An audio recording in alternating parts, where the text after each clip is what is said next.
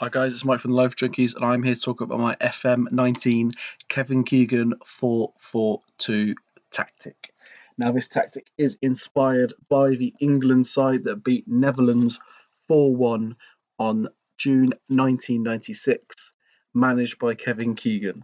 Now, this is part of my series of looking back through old England tactics. I started with Gareth Southgate. I then moved to Steve McLaren for no apparent reason other than I'm a bit of a masochist. And now I've gone back to 96 and I'm looking at Kevin Keegan. So let's start with the team instructions and we'll go from there. So while I wasn't happy with what I made for the Steve McLaren video tactic, it basically resulted in kick and rush, and not only the results weren't there, we only got to the second round of the World Cup, but I didn't enjoy watching the play that we made, and that was using an edited custom wing play variant, which you can still see. It still says custom wing play at the top because I've literally taken that last tactic, stripped it all back, so it still says it should just say custom, but it still says that there. So anyway, I started with a balanced mentality. The idea behind that is that it's a clean slate, basically. Every mentality you choose has its own preset of instructions to work, which is why, for example, take Cleon's counter series or counter article that he did. It was a few FMs ago, but it still stands for now. When he did that, he set the mentality to counter, set up his team, his roles and team shape, and then just left everything else blank, because the idea behind the counter mentality is that you can just let it go.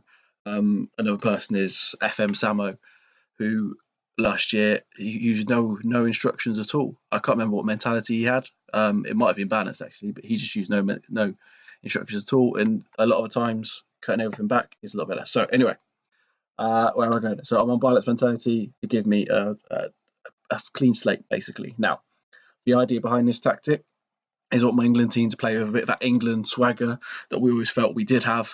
The Euro 96 squad was quite an attacking, entertaining team anyway, or what I believe so anyway. So I might come in there and have a shout at me for that. But what I've gone for then in possession, we're looking to play at a high tempo. We're also looking to pass into space. The idea behind this is we're going to be pinging the ball around, and we're going to look for the guys in wide because they're the ones that are going to be moving into that space with any attack duties. It will still go through my Roman playmaker who's playing the Gascoigne role, and he'll attract the ball naturally. And the idea is he gets the ball and we'll ping it out to the guys in the wings. In transition, we're looking for the goalkeeper to distribute quickly. Again, just doubling down on that higher mentality. I don't want him to dilly-dally and then get back into shape. I want us to push it forward, get the ball out, and upset them. We're also this counter, which is a very similar idea behind that. As soon as we turn the ball over, we're going to get it forward. So it's very quick, very attacking. The only instruction I've got out of possession is to get stuck in. I want us to play aggressively, be aggressive in the tackle, to let them over in a fight, again, which is a trait that I see as being very British football.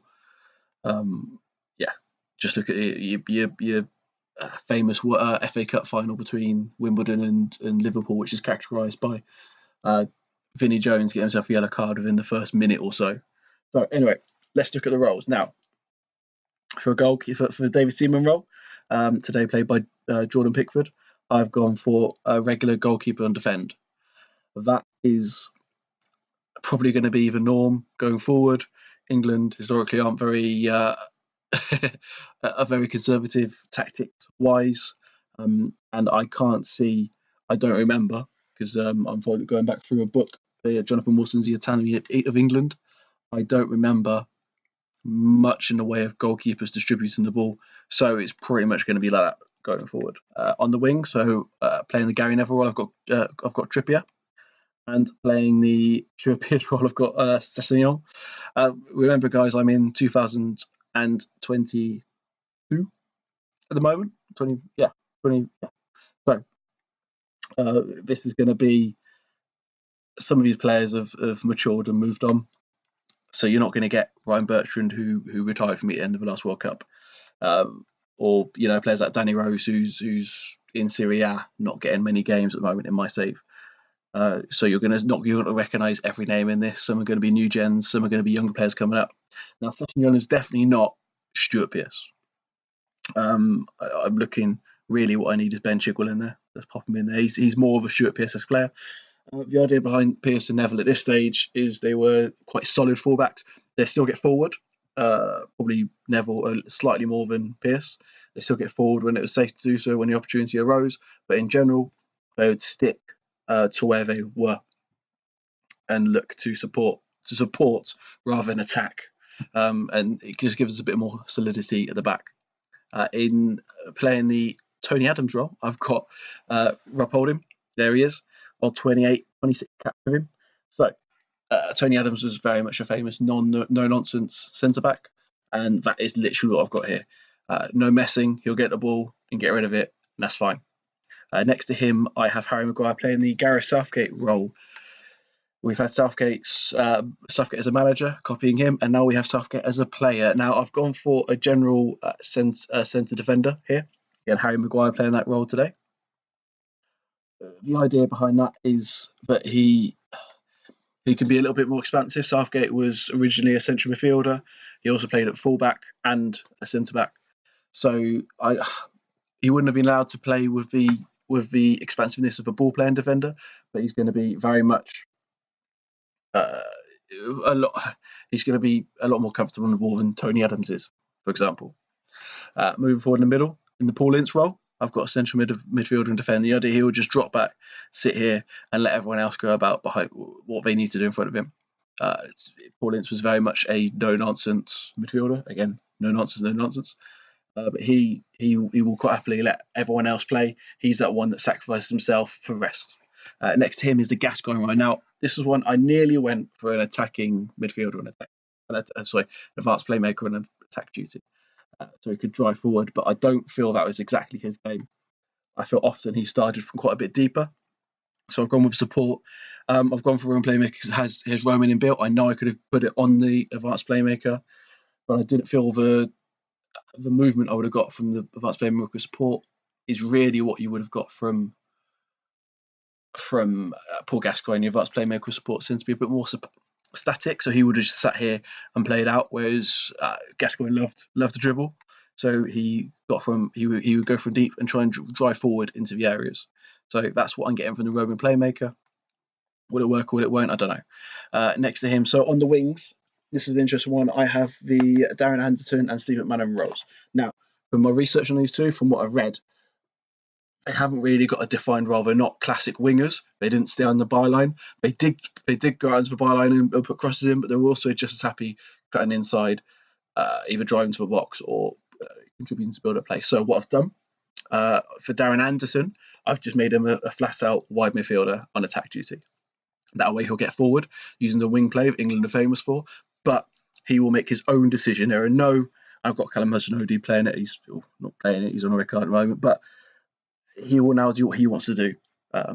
So whoever's in that role, whether it's Callum or whether it's Raheem Sterling or whether it's Jordan Sancho, they will do what they feel. So basically, they will play how they feel they need to.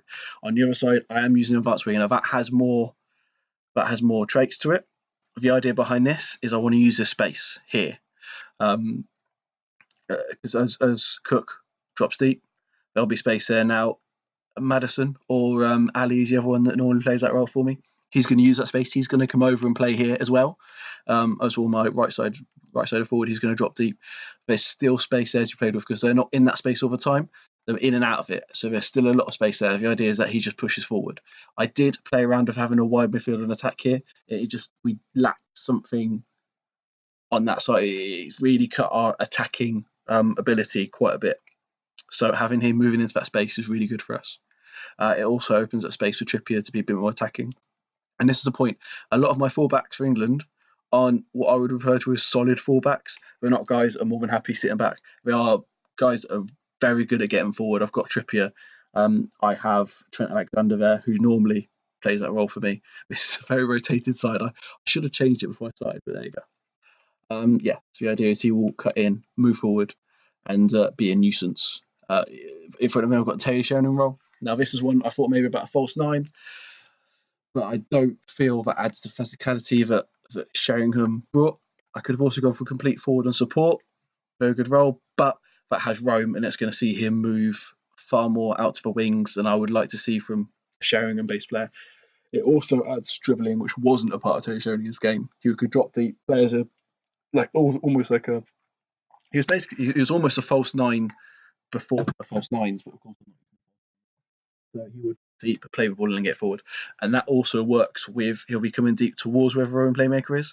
He'll also have the inside forward going past him and moving into the box, and then you see the play. That's my favourite play on FM is where you see him drop the collect ball, the winger goes past him, and he plays out and then gets the ball in for the pressure forward. Now, this is probably one of my most controversial roles I've got now.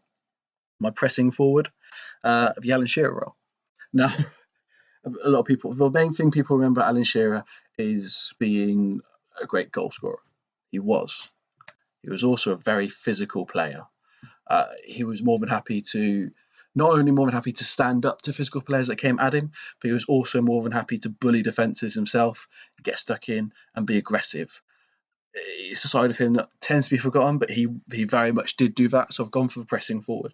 Again, I was tempted by the complete forward, maybe change a few of the PIs, but Shearer wasn't a classy passing player. He wasn't a big dribbler. He was, if I was going to use one that wasn't the pressing forward, the closest probably would have been target man attack. But this England side didn't just lump balls up to him. They played around and put the cross in when they needed to put the cross in. So the pressing forward gives me exactly that. It's also, the pressing forward is one of my favourite roles on FM, and the pressing forward and the deep line forward together, I really, really love. It's a great combination. So this is my FM tactic for Terry Venables 4-4-2. I hope you've enjoyed, guys, and I'll see you next time.